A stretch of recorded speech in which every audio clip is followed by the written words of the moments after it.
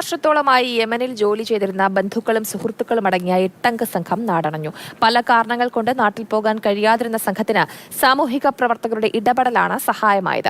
യമനിൽ നിന്നും ഒമാനിലെത്തിയ സംഘം മസ്കറ്റ് വഴിയാണ് നാട്ടിലേക്ക് മടങ്ങിയത്.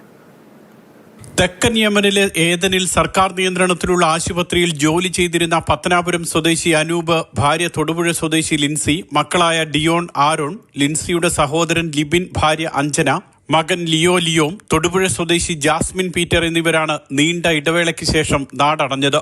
പല കാരണങ്ങൾ കൊണ്ടാണ് ഒരു പതിറ്റാണ്ടോളം ഇവരുടെ യാത്ര മുടങ്ങിയത്.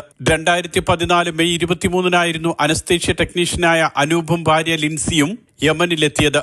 മക്കളായ ഡിയോണും ആരോണും ജനിച്ചത് യമനിലാണ്. 2015 അഞ്ജനയും 18 ലിബിനും 19 ജാസ്മിൻ പീറ്ററും യമനിലെത്തി. കഴിഞ്ഞ ഓഗസ്റ്റ് 19-നാണ് അഞ്ജനയ്ക്കും ലിബിനും കുഞ്ഞു ജനിച്ചത്. തൊഴിൽ കരാർ അവസാനിച്ചെങ്കിലും അഞ്ജനയുടെ പാസ്പോർട്ട് കാലാവധി അവസാനിച്ചതും കുഞ്ഞിന് പാസ്പോർട്ട് ഇല്ലാത്തതും യാത്രയ്ക്ക് തടസ്സമായി.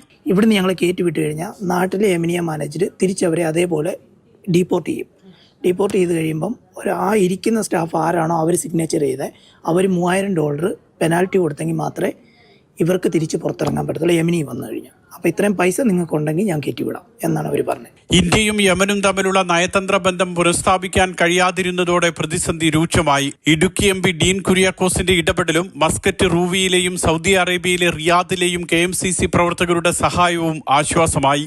അഞ്ജനയ്ക്കും കുഞ്ഞിനും റിയാദിലെ ഇന്ത്യൻ എംബസി എമർജൻസി പാസ്പോർട്ട് അനുവദിച്ചു. ഇതാണ് യാത്ര സാധ്യമാകാൻ കാരണം. റഫീഖ്, ശ്രീകണ്ഠാപുരം, മുഹമ്മദ് വാണിമൽ, അമീർ കാവനൂർ, അൻസാരി എന്നിവരുടെ നേതൃത്വത്തിലാണ് ഇവർക്ക് വേണ്ടുന്ന സഹായങ്ങൾ ഉറപ്പാക്കിയത്.